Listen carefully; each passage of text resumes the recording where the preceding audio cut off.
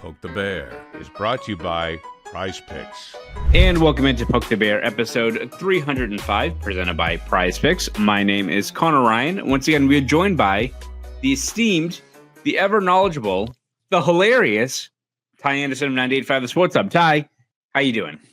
I'm doing all right. I don't know if you heard me on the radio this morning, but I mean, you know this because we covered the event together. I'm recovering. I was day to day. I got speared in the penis twice by a French Canadian reporter's mic stand. Stop putting them on hockey sticks, please. I'm begging you, people. Stop doing that. You don't know what you're swinging around. Writers. That's so funny. Oh, we're zany. We're kooky. Hey, here's your nuts. Just brutal. Just walks into the locker room like Darth Maul, just flipping that thing around, causing damage. Like, yeah, and I was Qui-Gon Jinn sliced in fucking half, falling apart. Like, come on, man. Like, don't do that shit. Anyways, I'm very happy that the Four Nations, it's going to feel like a preseason game, Connor, Saturday night at the Garden, walking into, it's going to be me, you, Fluto, Jim, Steve Conroy. Like, it's going to be 20 of us, right? Mm-hmm. It's going to feel like you got all the space in the world after dealing with that tournament. Fun tournament, nevertheless, but one that was absolutely chaotic, and now it's back to normal for us and for the Boston Bruins and for Bruins fans all around the world. So are you saying that, I don't know if you saw the projected lineup, we're recording this Saturday morning, the projected lineup for Saturday's game against the Anaheim Ducks, I believe it's a first pairing of Nikita Zadorov and Andrew Peeke. Are you saying that's not like the Faber-Slavin pairing or anything like that? Or are we about to have a little bit of a decrease in terms of the maybe the product on the ice now that the Four Nations is over?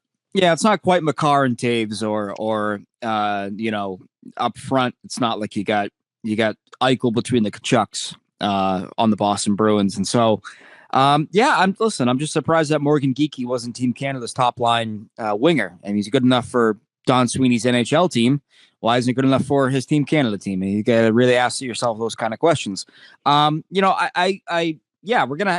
gonna be jarring that first period back. Gonna be, oh wow, different kind of game. But yeah, the Four Nations. I think what's really impressive about it was that it did the impossible for a lot of people. Is it got you to really care about hockey in February, and like we are massive hockey fans in general. We cover the team, obviously. We're engaged, right? But a lot of people aren't. You kind of think about the sports calendar, and post Super Bowl till like opening day is kind of no man's land. You'll have March Madness in there as well, but like that, even that's kind of oddly spaced out now, Yeah. And so you're kind of in no man's land, and the NBA was on the All-Star break for the most part. So this was the first time, maybe like ever, I want to say, that hockey was really front and center in the sports universe. And listen, kudos to the NHL because they absolutely hit a home run. I think they kind of stumbled into it in terms of, I think they didn't think it was going to be as big as it was, but man, it was an absolute boom for them. And hey, now comes the NHL doing the not NHL thing and, not oversaturating it or watering it down. But hey, kudos to them. It was a tournament that I had some skepticism about entering because I just felt like, it's middle of the season. Who's going to really care? But they made people care. So hats off to them. Fantastic tournament. We should end it a little bit better for the Americans and for the crowd at TD Garden, who are cursed beyond belief. But overall, I thought it was an excellent tournament.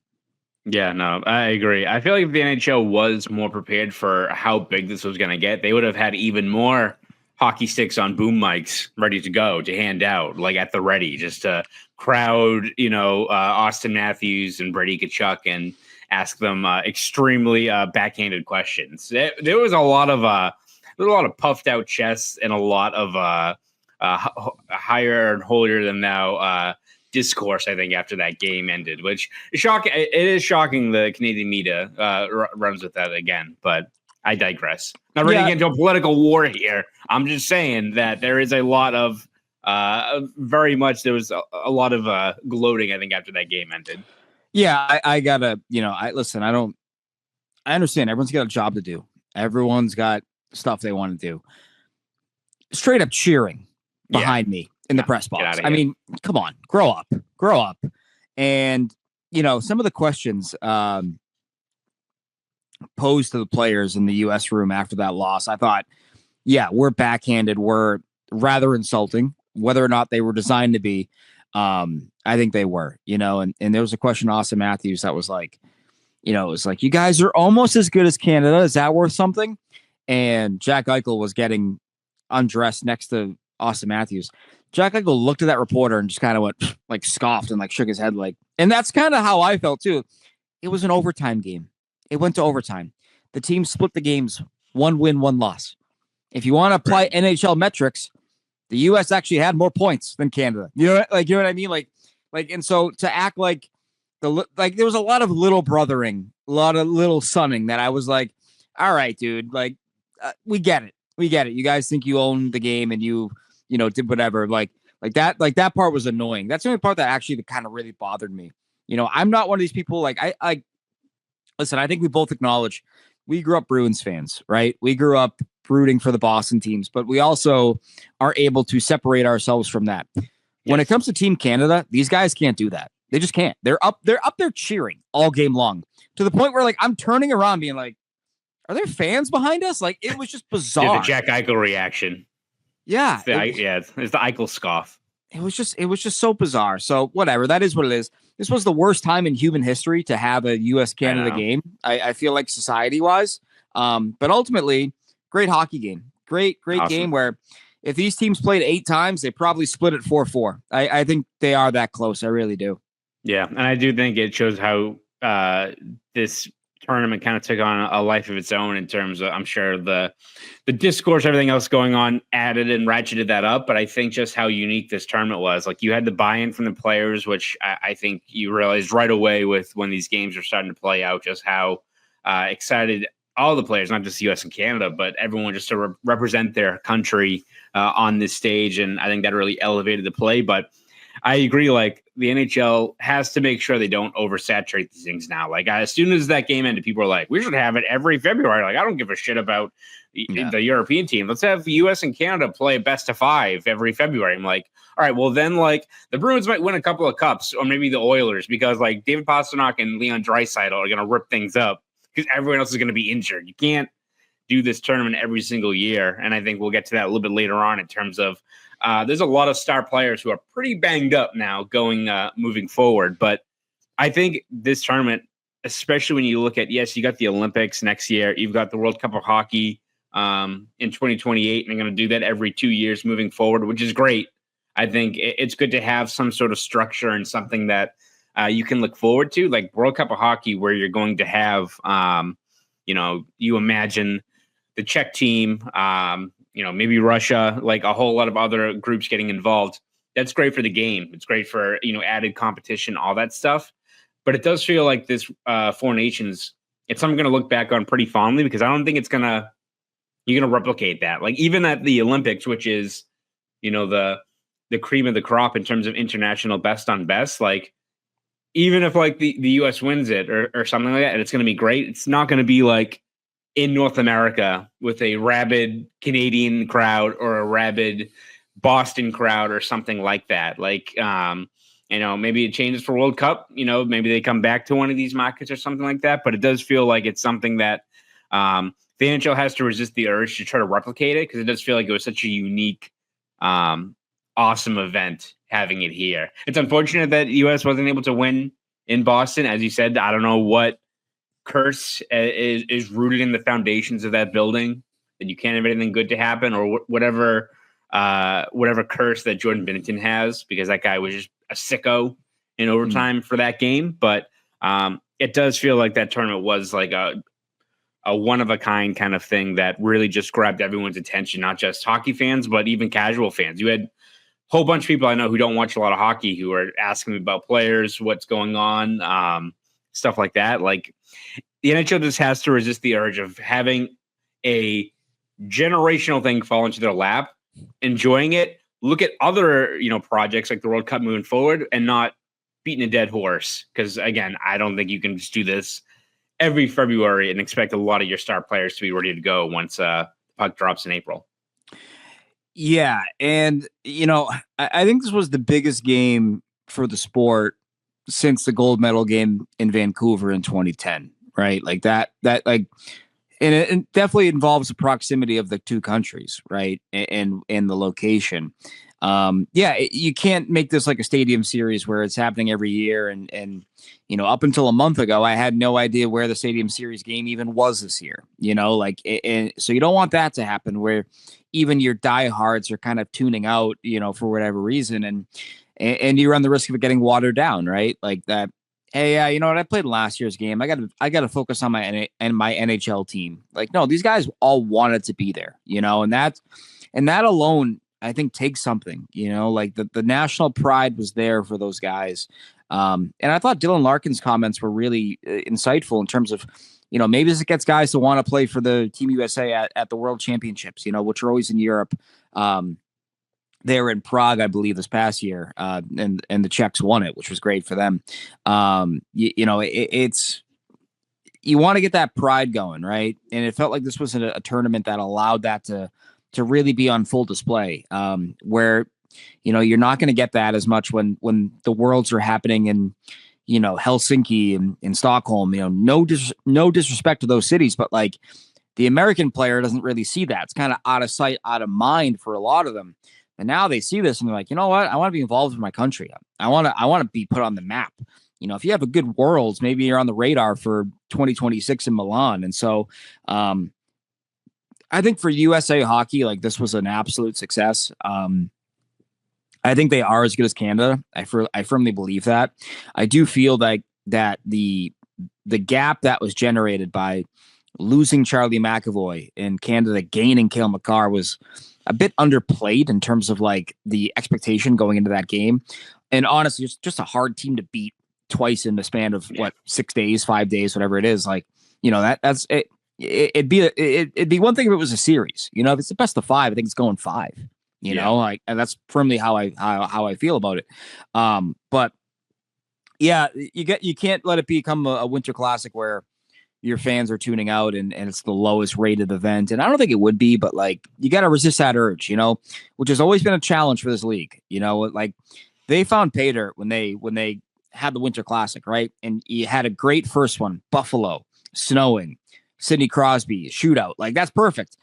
Now it's like, cool, it's at Wrigley again. Oh, cool, it's the Blackhawks and the Blues again. All right, whatever. It's not even on New Year's Day. Oh my God, there's actual like other games being played that day. Them like being shocked that the ratings were so shitty when then you look at like the matchup plus like the lead in the environment around it in terms of scheduling other games, not having it on like the usual date, and then being like shocked that happens. It was like, what are you expecting? If you're gonna put this thing on cruise control and not invest in like actually getting a winning product or a winning matchup on the ice, like again, you're going to get that fatigue. Yeah, I mean, didn't the Bruins play the same day as the Winter Classic? They did. Yeah. Yeah. It's like, okay, whatever. So I remember looking at the NHL media schedule and I was like, wait a goddamn minute. Like they were playing earlier. I think they had like a night game, the Bruins did. So I was shocked that there was something that afternoon. I was like, oh, what are the Blackhawks? Why are they on national game? Oh God. Because again, that team is not good. No, not great. Not great. Yeah. So I really enjoyed the tournament. And when it comes to the injuries that come out of it, I think it's worth it. I think it's worth it for your league. I firmly believe that. And, it sucks that Charlie McAvoy was not taken care of by Team USA, but the injury itself, like him getting injured, I'm like, okay, whatever. Like he wanted to play for his country. I wanted him to play for his country. I can't Monday morning quarterback that now and go, oh, I wish he stayed home. Like, no, I wanted him to play in that tournament because I just like I wanted Elias Lindholm to play in that tournament. I wanted Brad Marchand to play in that tournament. Like I thought there was stuff to be gained from those guys playing in that tournament. And so I can't look at it now and say, well, they got hurt, so it's not worth it. Like, no, I wanted them in that tournament. So it's an unfortunate result, but I kind of look at injuries in a weird way. Like, okay, so he gets hurt there. What's to say that wouldn't have happened in the game against Anaheim? It's a weird game to play, right? And so I think it was I talked to like a doctor once, like about a guy who like tore his ACL, and he tore it on like a meaningless, like garbage time kind of play or a preseason game. It was something like that. And I just kind of asked them, I was like, well, what is that like? And they're like, it was going to happen. That's how that's how those things work. Like if it happens, it happens. And it's like, okay, like doesn't really matter when. It's just and this is different, right? It's an AC joint versus like a ligament. But like when injuries happen, it's like, yeah, that your body was on a ticking, you're a ticking time bomb regardless. So whatever, it just happened when it happened. Yeah. And it's also, again, it's hockey. Like, as you said, you could have it be injured in I guess an exhibition, whatever you want to call it, for whatever the Four Nations is, and a tournament like that.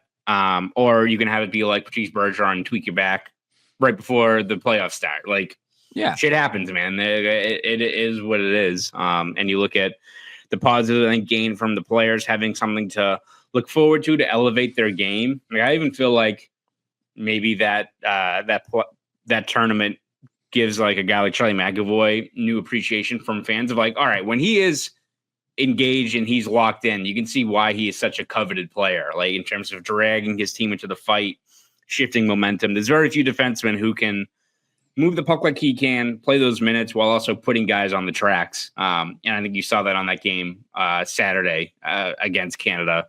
He was unbelievable in that matchup. And I think it's good to see kind of the value of what he brings, and why it also sucks that his recovery timeline is kind of up in the air right now. We'll get more into that a little bit later on, but I think, Ty, you look at the tournament, and I think we've already on various things, whether we've done stories on it, other podcasts. I'm sure you talked about it today on the radio, but we won't dive too much into like the actual game on Thursday. I think we all know how exciting that game was. The crowd was into it. Unbelievable. I'm looking more at where Team USA goes from here, right? Going into the Olympics, which is now crazy, less than a year away, and how they can kind of build off of this performance and what they can do to get over that hump. So when you look at what Team USA did and what they didn't do, personnel they had, didn't have, what do you think that USA needs to do to win gold in 26? Like what tweaks would you like to see from that group, and what do you need to kind of continue to build around? Because I think there was still a lot of positives to take away from how the U.S. fared in this tournament. Yeah, one thing I would like to see them do is really identify the next guys, right? Like, so to speak. Like, you look at that roster and it's like, okay, you had a lot of guys that are good transporters of the puck, but do you have enough tone setters on the back end? Do you have enough guys that can be what Charlie McAvoy and Jacob Slavin were for your team in terms of like hard minutes, can grind them out and give you some good value there? Like it was clear that Adam Fox was not a guy that they looked at and felt that way about. They played him 13 minutes against Canada in the first game, and they had to lean on him, and he's on the ice for the game-winning goal, and he's on the ice for the game-tying goal. It's like not a guy that you want to have to lean on. And I thought he was horrific. I thought he was bad. He was just straight up bad. A guy like Jack Hughes, like, does he bad? You look at him and you like what he does, but if he's not scoring, is he impacting the game? I feel like he's not. I feel like he is a fast food meal on skates where it looks good, you eat it, and then half an hour later you feel like shit and go, there's no value there. Yeah, there's just no value, no nutritional value in that meal. And so I think they got to start identifying some players that, like you look at the ceiling, you got to balance, like, okay, like their ceiling is this on their team, but can they excel in a third line role, or are they minute dependent, right? Like I think some guys are minute and role dependent. Doesn't mean they're bad players, but on Team USA, Jack Hughes is not going to be playing center. And if he is, give him the third line. Are you going to get enough out of him as a third line center? And if he's playing the wing, is he effective? Like that's stuff you got to kind of figure out, right? Like, cause you look at it and you go, okay, if he's not touching the puck enough, he's not really factoring into the game. Is it better to have a guy like, I'm thinking fourth line role here. Like Connor Garland is a guy who can play third line, can play fourth line. He's going to bring the same energy and the same intensity and every shift, right? Other guys, they got to play more minutes. They got to get their game going. And that's a challenge on building national teams. And like, you sort of look at Team Canada and listen, I was scoffing at Anthony Cirelli and Sam Bennett and Travis Konechny. But then you watch how they're utilized and you're like, oh, they get it. They get the role that they're in. They know that they got to play 10 minutes, but it's going to be a hard 10 minutes. Like, I think USA's got to define more of those kind of guys and get them going and, figure out where they fit. Like a guy who just, the fit was odd for me was Brock Nelson. Right. And, he scored 35 goals or whatever the last 2 years. Like, I understand that, but like, he's scoring 35 goals because he's on an Islanders team that doesn't have a lot of other scoring options behind him. So he's going to play a lot of minutes. And, the idea was, he plays PK. Okay, well, the Islanders have one of the worst PKs in the league. So that's great that he plays a lot of minutes on a bad PK. Anybody can do that. Like, I can find you a guy to do that, right. if you really want to. So I think just role dependent guys is going to be a really interesting challenge for them.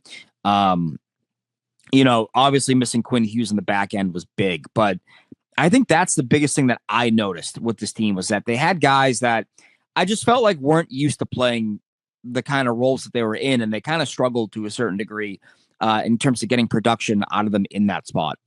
Yeah, I think it's like a mix of like redundancy in terms of especially like skill set, in terms of high end skill, and just having not enough guys that can do one thing pretty well. It's like you just had a lot of like guys who are good like middle six players that you look at like Trocheck or Nelson or like Kreider, who's had a really rough year, and I think you really would have rather have had like a Tage Thompson in there instead of him. But a lot of guys just didn't move the needle enough. And I think you look at like the D-core moving forward, if you have two offensive-minded puck movers like Werenski and Quinn Hughes, you're all set. Like that's all you need really. Like if it's those two, and then I think like Slavin and Faber are locks, McAvoy, and then like take your pick of who else is in that mix. I think you're in a pretty good spot. I almost looked at like where they're going to be in 26 of like a player who is not on this time. There's two players that aren't on this current timeline. One that is too old and one that is too young. It's like if Ryan Leonard was like another 3 years older, he'd be a perfect fit of like a third line heat-seeking missile. Have him on a third line with Matt Boldy and insert player here. You got something good there. Like young players, talented, can do stuff like that. And then I look at like the D-core of like, man, if Ryan McDonough is like 31, right? That is exactly the kind of guy you want out there, right? Like that is exactly the type of player that this team does need. And I think like as a whole, you're still like your top six, you still have a ton of talent. You hope you have more offensive contribution from Austin Matthews moving forward. The last play was not great. I thought overall defensively he had a pretty good tournament, but where his value is, even if he's a slept on or a good two-way centerman, his true value is that he also has a laser of a shot. He can score almost 70 goals a season. You needed one of those to get into the back of the net during this tournament.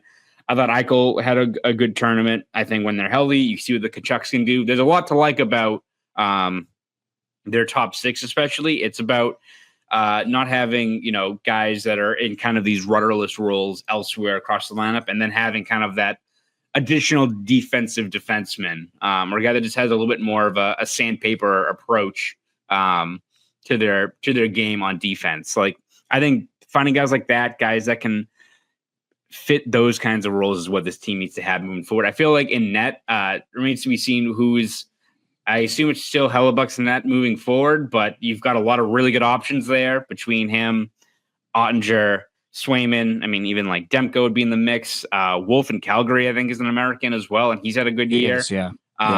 Hell, you got like Jacob Fowler is going to be in the league in a couple of years as well.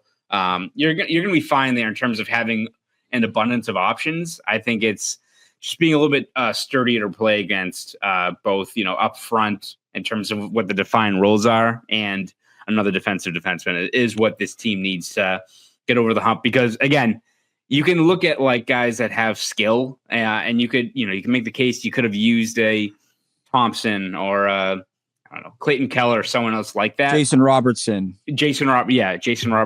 But if you are trying to play like through the middle of the ice and really trying to outskill Canada, you're going to lose.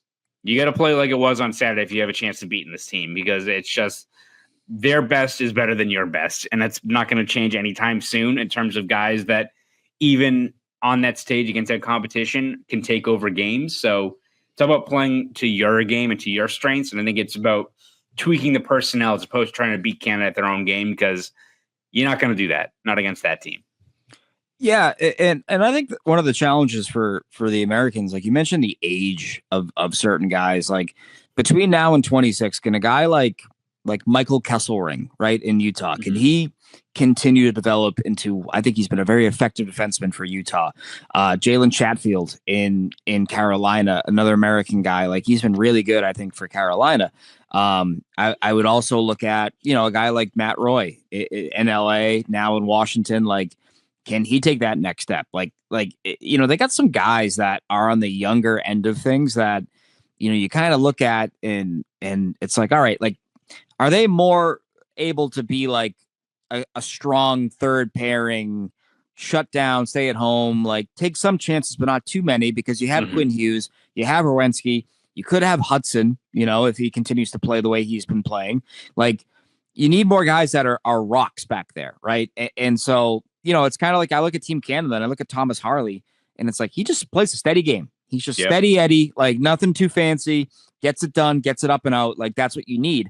And so, like, if you're going to play Adam Fox in a third pairing kind of role, he's not going to get 70 points. He's not going to get put in those spots to put up what he puts up with the Rangers. Like, so it's like maybe you got to look at more role dependent kind of guys, like what I was saying earlier. And they got to identify those kind of players, who is that, who are those guys, and do they make a strong enough push to be an impact player between now and Milan? So that's going to be really interesting, I think, for Team USA. But, I think I like the strategy of amassing talent, but amassing talent that, like, again, is just, they know how to be a bottom sixer, right? Like they know how to get things done in that kind of role. And so we're going to have to wait and see how it all develops here between now and 2026. Like, but I love their base, right? Like I love the Eichel with the Kachucks, I think is great.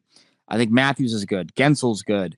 I even like I like JT Miller in a fourth line role because he's just a dick and he plays prickly. And that's what you kind of want, I think, and you're on a fourth line.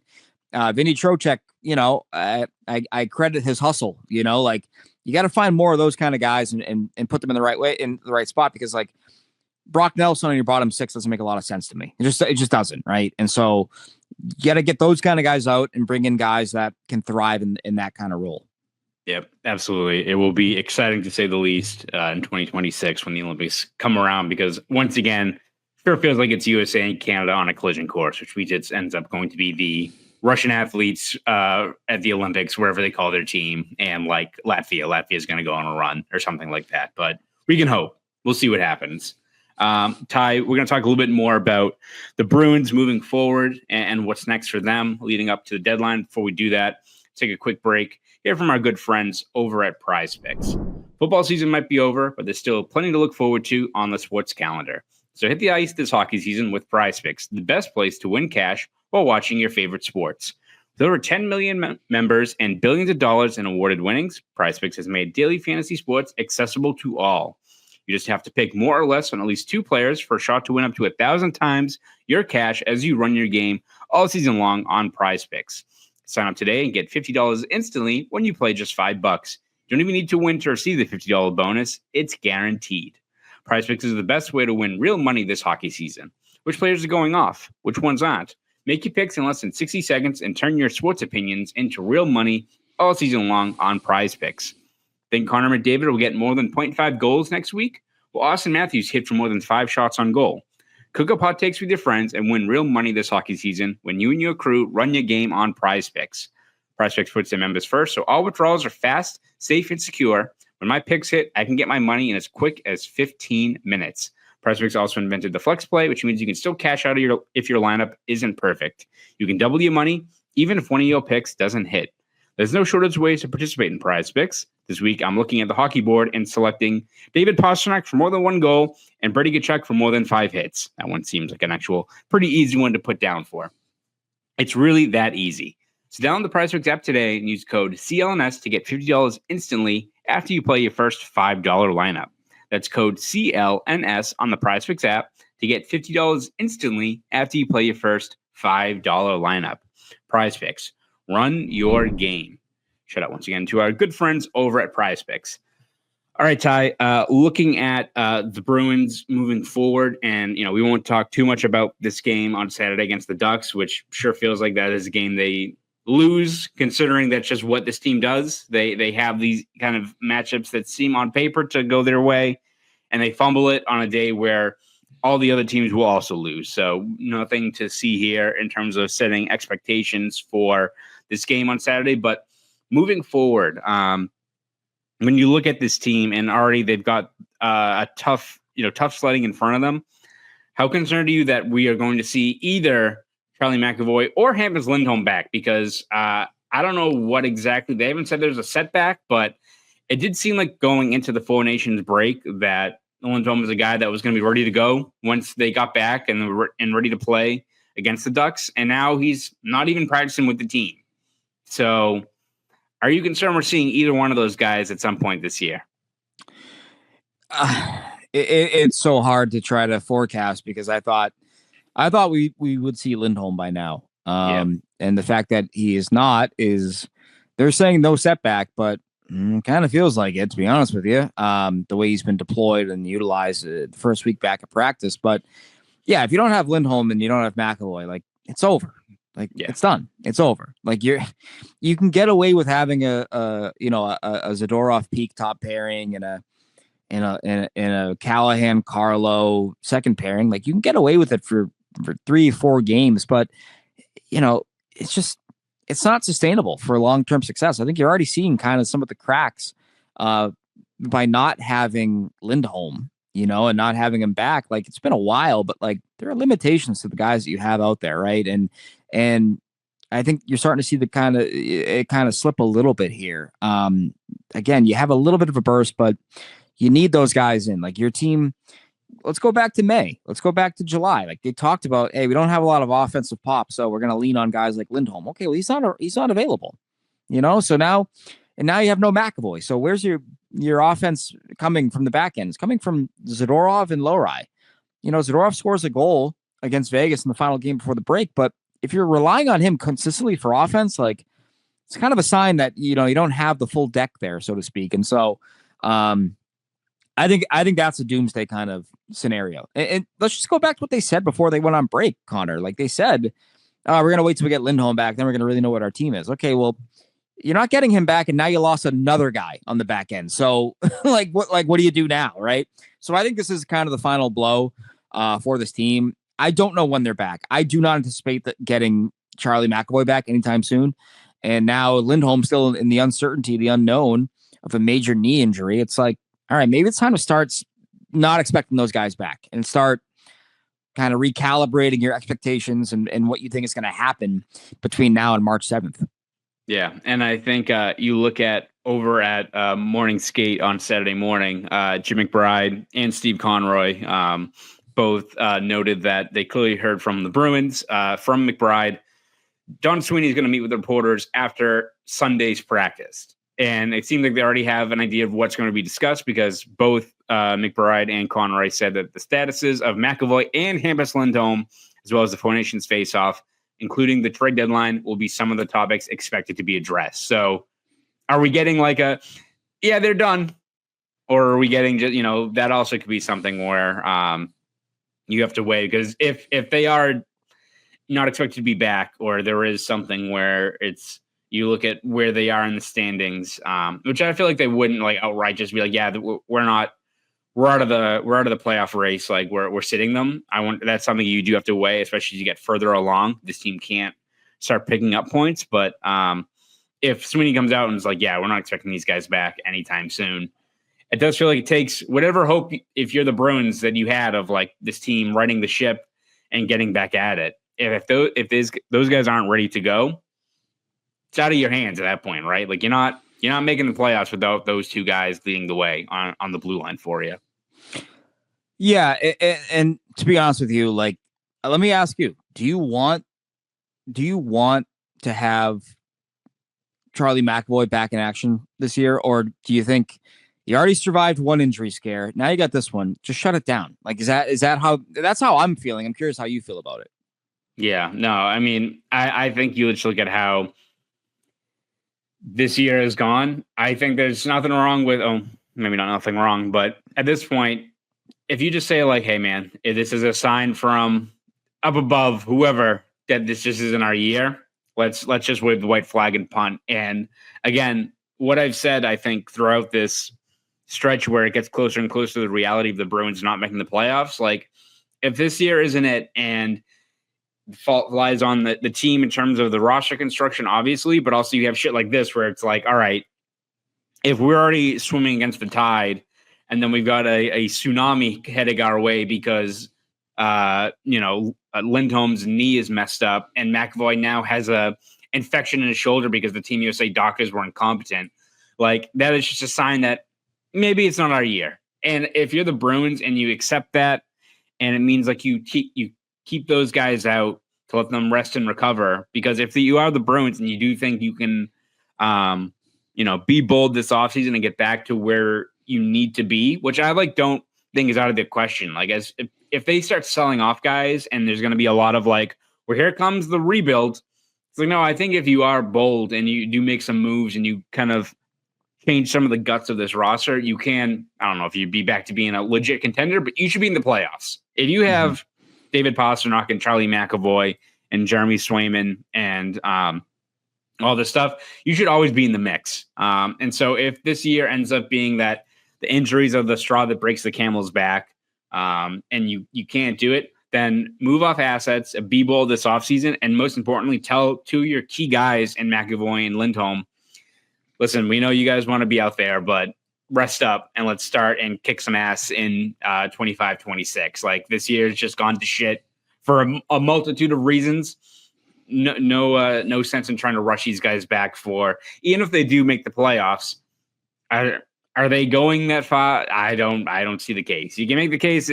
Could they upset a team like Washington? Yeah, sure. But then what happens when it's Carolina or someone else cracking their knuckles after that? Like, now is not the time to be investing in this season, especially unless you are trading for guys that have term. They're going to be here for the long haul. I don't need them to add rentals or try to rush back your key players for now and for the future just to make the playoffs this year, when everything is telling you that just this ain't it. And that sucks, but that has to be the reality of the situation. I think you hope are slowly getting closer and closer to that realization at this point.